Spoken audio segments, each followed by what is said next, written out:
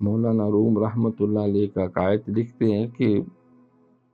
کوئی امیر کبیر شخص تھا تو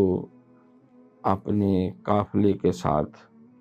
جا رہا تھا، ایک مسجد کے قریب سے گزرا تو کسی خادم نے عرض کی حضور اگر اجازت دیں تو میں نماز ادا کر لوں، کیونکہ میں مسلمان ہوں اور مجھے بلاوا آ گیا مسجد سے اذان کا۔ تو اس نے کہا ٹھیک ہے،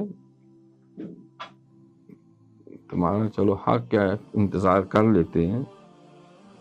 تو وہ درویش اندر چلا گیا، وضو کر کے نماز میں مصروف ہوا۔ ابھی نماز مکمل کر ہی رہا تھا کہ پیچھے سے آوازیں امیر نے دینی شروع کر دی، جلدی باہر آؤ، لیٹ ہو رہے ہیں، کون سی شاید تمہیں اندر نہیں آنے دے رہی، باہر نہیں آنے دے۔